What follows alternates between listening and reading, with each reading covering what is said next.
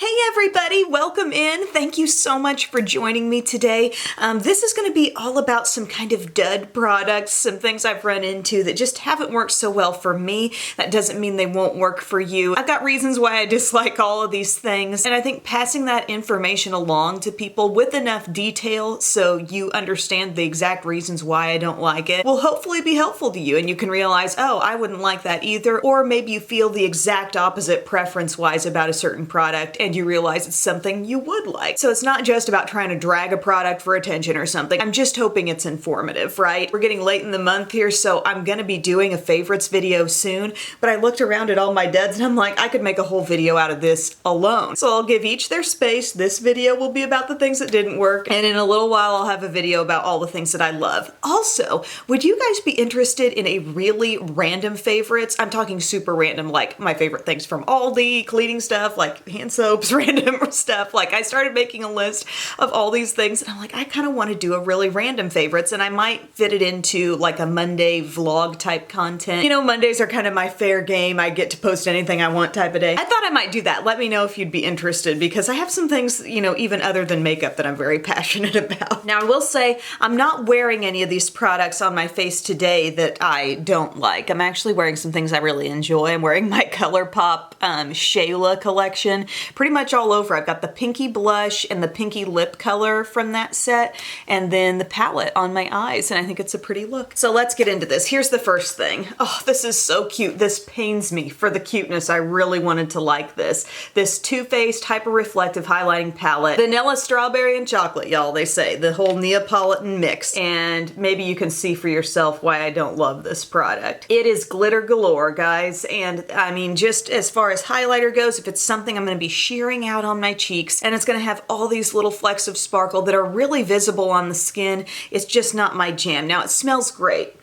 It does smell like ice cream. It's adorable. It's cute looking. I kind of like the whole chocolate, strawberry, vanilla vibe, but there's kind of a chunky glitteriness to all these. I would not use words like smooth or sneaky or undetectable to describe these whatsoever. They all have kind of a chunky flyaway quality, but still when the dust settles, so to speak, and you're done working on that highlight, I feel like these are the kinds of products that come in and target the fine lines and make everything look a little more visible. Now, maybe you like highlighters that do infuse a lot of sparkle. If that's your thing, I mean, you got 3 here that are going to do it. Now, even if these didn't include sparkle, I will just say this for my skin tone, and this may not apply for deeper skin tones, but there's one shade that's going to be an effective highlight, and it's the lightest. This might be a little bit more of a blush or a blush topper, and then this one, I mean, it's not dark enough to be a bronzer. It might even be more like an eyeshadow, you know? This is kind of an odd tone that's not really going to highlight or bronze for me or really blush me up. So multiple reasons why I don't really love this. The highlights that I tend to like a little bit more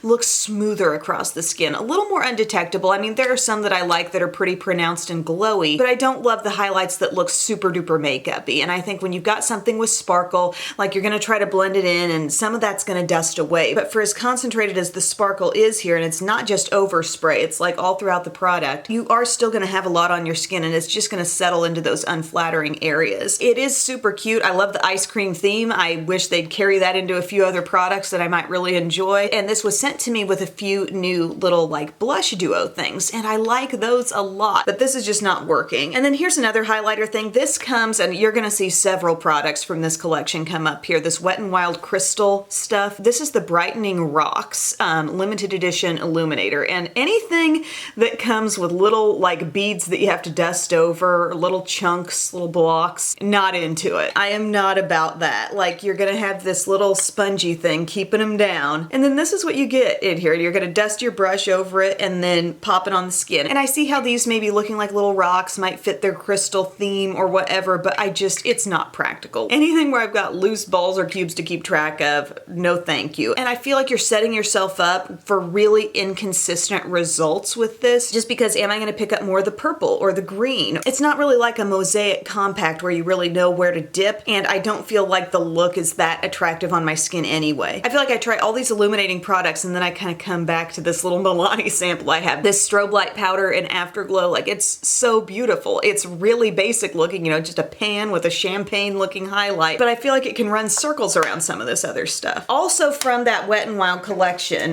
there were several of these Mega Glow eyeshadow trios that I could not enjoy. I was trying to make them work. I feel like they're extremely flaky and kind of inconsistent. Like there will be a super flaky fallout inducing shade in all of these trios. Like for this purple one, it's the one up top here. And then like this purple, you know, you try to layer that up a little bit and it's struggling to show up on the skin. Everything is super shimmery and it's like, what's the point if I can't create an entire convenient look, you know, out of these trios? With this more neutral one, the light shade I can pack on. It is pretty flaky, but I can pack it on eventually. But then this taupey color, it's so light. I can't create a look with any contrast. And then the Rose Quartz, again, a very flaky formula at the top, kind of a different feeling, almost like it's trying to be a foiled shade down here, but not quite pigmented enough and really hard to lay down and get a look that mimics what you see in the pan at all. And then this kind of light shade over here is just like, okay, it just can't hang. Give me something that's creating a little contrast. Now, in case you haven't caught on, this is kind of a collection that's trying to be, I think, a little bit edgy, a little bit different, and they put out several lip glosses, and like 4 of them. And there's one that I find myself liking. That's the pinky one with kind of a golden shimmer, but all 3 of these others end up giving either a greenish or bluish look to my lips, and I'm just not about that. I think eventually maybe you reach a point in life where you're like, there's a tone on my lips that I'm just not going for. And even this purple one does a weird kind of bluish thing on my lips. Kind of a blue-green with this one, and then this light seafoam green here. I just can't get on board with it. Now, you may have noticed I didn't mention this little trio here, the one called Jade. I do really like this very light green color there. I was wearing that the other day and I thought, wow, that really stands out.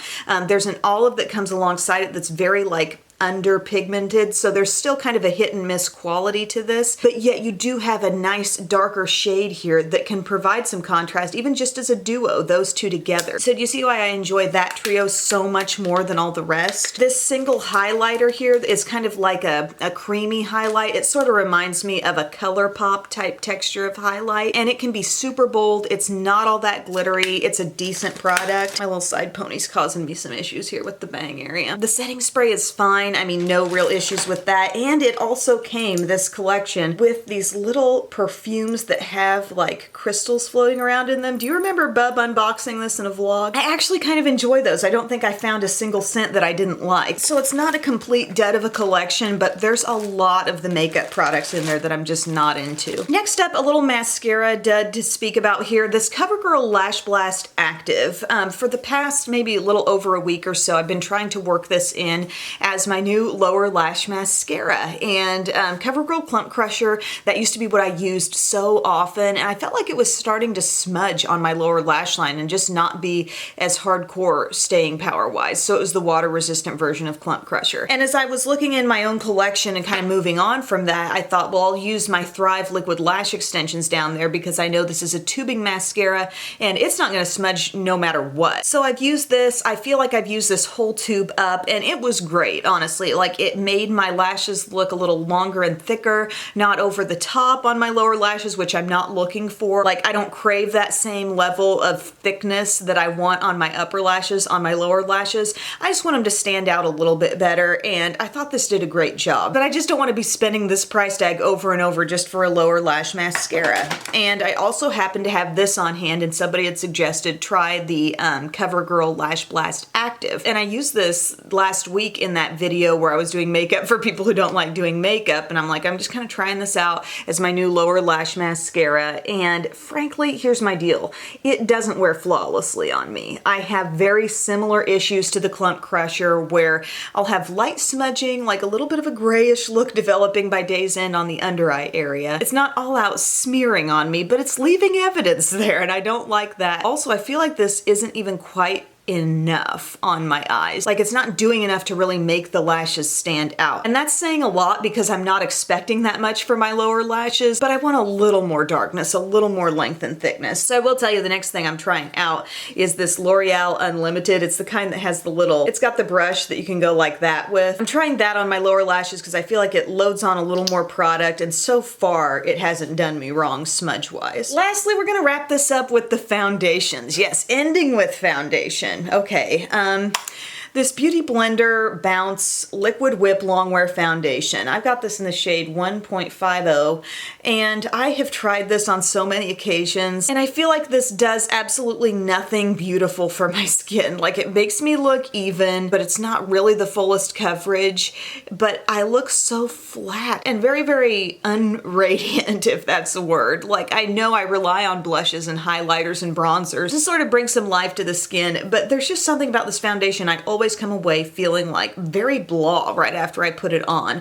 And that's applying it with the Beauty Blender. I've tried applying it with brushes. And here's the thing, I actually think it's too drying for me. When I get into the summer months, a lot of people talk about spring and summer, and they're starting to get like more oily skin again. And I can see that happening with me from time to time, but more than anything, like, I like to swim a lot, and I've started getting back into that. And maybe it's the chlorine and stuff like that, but my skin really has a tendency of drying out more in the summer, I'm realizing. This summer so far, it seems like an even more severe dry out than I would have just during winter months, which is odd. In just the past week, I've noticed more flaky skin areas where I've really had to use my thick creams and try to combat that.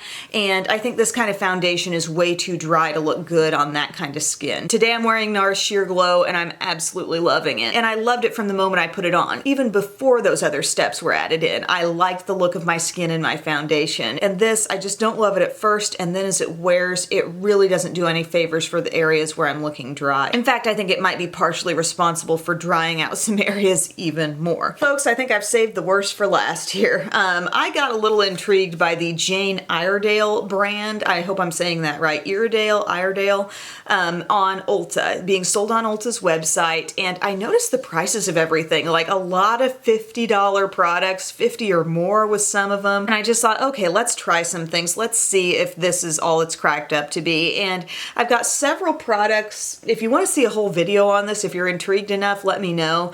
I've got some other things that weren't necessarily terrible, but I wasn't like fully wowed. But the worst thing was this Liquid Minerals foundation. Like, it's full of these little beads, and I think the concept is that you're going to pump out and the beads are going to get kind of like squashed, and you've got a few different tones here. I wear the light beige, and they're going to get squashed together. There's sort of a gel looking binder, and I thought, okay, mineral, skin friendly, let's see how it goes, and let me see if I can even explain how ineffective this product was for me.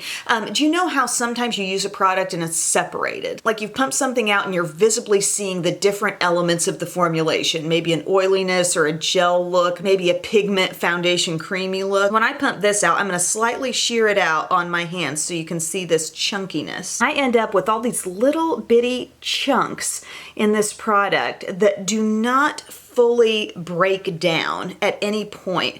You remember how I was complaining about a Drunk Elephant eye cream and how every time I would pump it out, there'd be a little dryness in the pump. And it was like that little bit of product could never be warmed up and really blended back into my skin, so it's kind of a loss. Well, here, it's not that the stuff is drying down in the pump, but it's giving me that effect of tons of little bits that just, no matter how I rub in and the warmth that I apply, I cannot get them fully and effectively blended into the skin. Like, I can see them all over my fingers now, these little remnants of, I guess, some of these beads that just don't get fully broken down and meshed in with one another. Like, can you see as I've really sheared this out on my hand here? The end result you see so much still. Just actually laying on the surface of your skin with the texture of what seems to be like balled up product. Have you ever like put on a certain sunscreen under something, or certain skincare products haven't really worked together, and and you feel like the product is sort of balling up on your skin, for lack of a better term, this is what you see with this product after you blend it in. It's very little coverage, but you see this really unflattering texture all over. I don't know what I would have to do to make this workable for me. I'm not sure that there's a certain method of application that would actually solve this problem. To me, this was a really pricey product, and I do not see the appeal. I have tried some other things from the line. While I wasn't in love with a lot of things, I wasn't nearly as turned off by them as I am with this. Just like these little balls,